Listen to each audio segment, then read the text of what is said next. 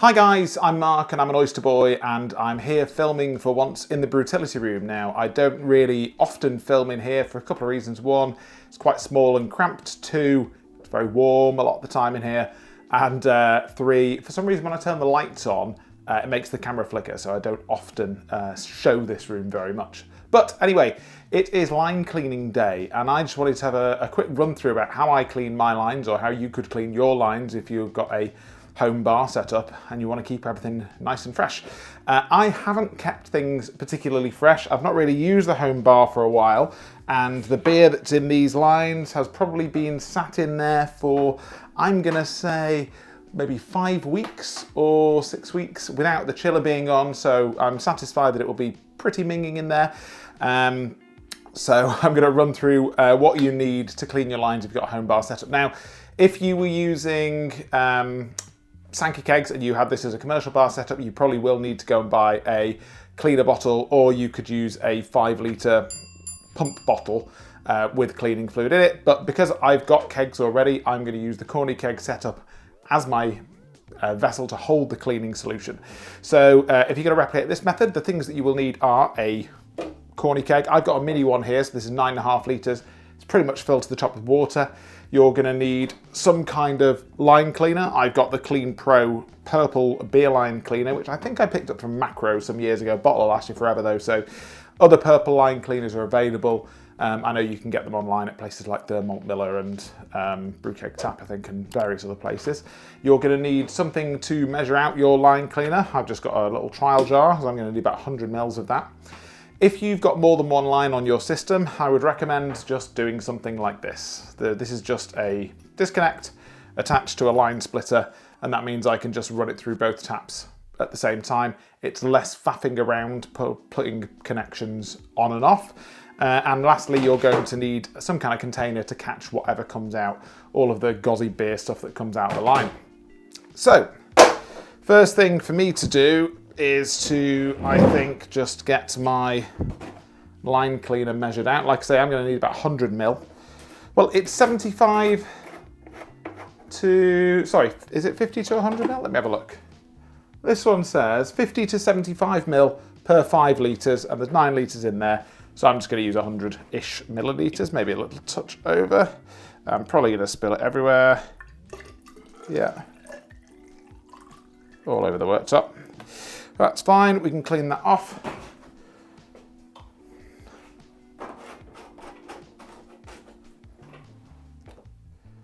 Let's dump that in there. There we go. That's my line cleaner made up. Once you've got your line cleaner made up, just going to want to whack your lid onto your corny keg. There we go. Let's get that in there. Ugh. And then apply some pressure to your in post. Easy enough. Doesn't really matter what pressure you're at because all you're doing is pushing it through the system.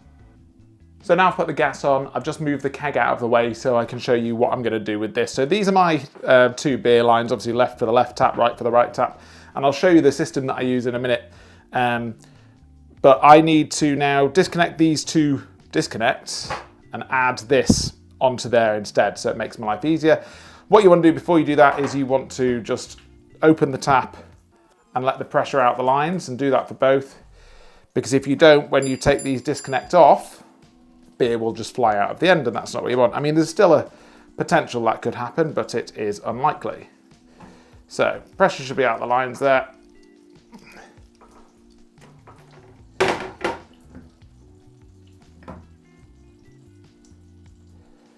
There we go, and the same for this one. See, still pressure in that line, obviously.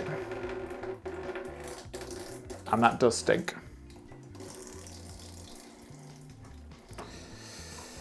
So whack this on.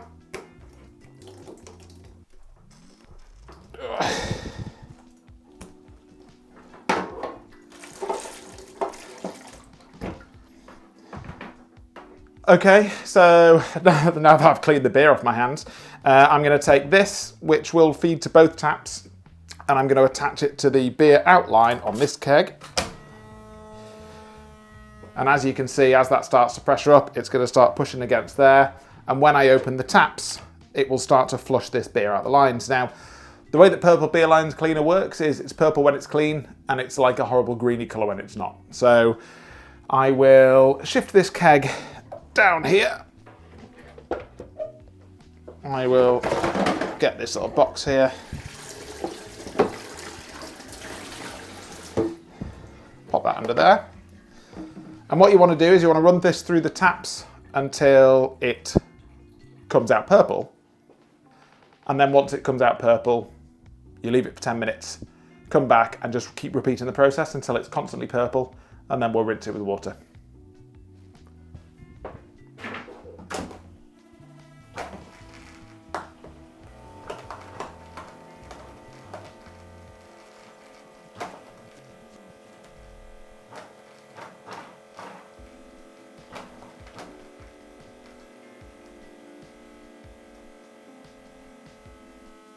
There's the green, which means it's disgusting.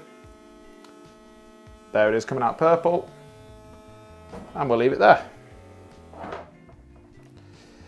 And now we'll do the same again for tap 2.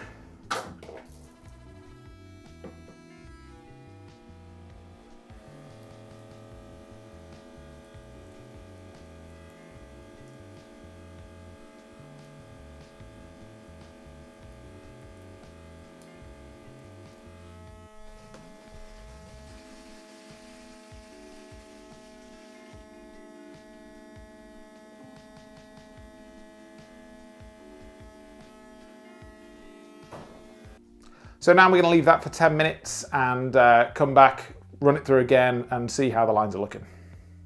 And for anyone curious about how I chill my beer, so this is my chiller unit setup. So it is a 4-line remote chiller, and if I can just sort of like lean further over the top there, what I do is every beer goes in and then it's sort of like, let's see if I can get that angle.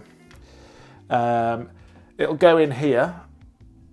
It'll come out over there, it then loops back and then comes out over there. So it goes through the chiller twice, which means that I can, when I'm serving, have my kegs at room temperature. So that then means that if one keg runs out, I can move on to another keg straight away and not have to worry about it chilling down in the in a fridge. Also means that this is portable. When Penny got married, there was no draft system at the wedding, so we took this with some clamp-on taps. If you want to have a drink off that, come down, join us at the Love and Beer Festival in September at Hackney Brewery in London, and I will be taking this down to serve some beer. Right, so 10 minutes has gone by. Now time to just flush these lines out with the cleaner again and see if it's purple or if we've still got some gozzy green bits. There we go, see straight off the back there, that is not clean. Now I know how much beer these lines hold, so we're going to keep running that through for now. That's that one.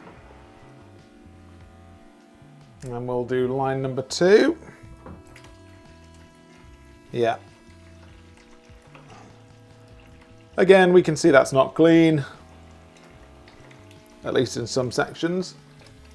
So we'll give that another 10 minutes now. For anyone wondering what that noise is, it's the non-return valve on my gas line. So I'm not sure if there's quieter ones available. If anyone knows, let me know in the comments down below. Right, okay, another 10 minutes has gone by, so let's run this through again and see if we're all purple yet.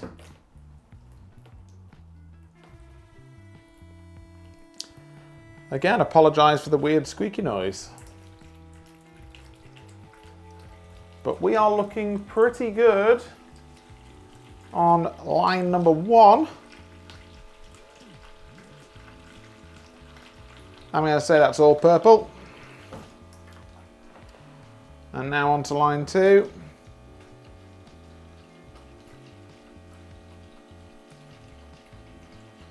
Yeah, that looks pretty good to me. Okay, and the last thing that we need to do with this now is we need to flush the line cleaner out of the lines, and we need to rinse it with 3 litres of water. Remember that when you're doing this, what you want to do is get 3 litres after the line cleaner, the last bit of line cleaner has exited the line, okay? And that means that you will have run at least 3 litres through all of it. So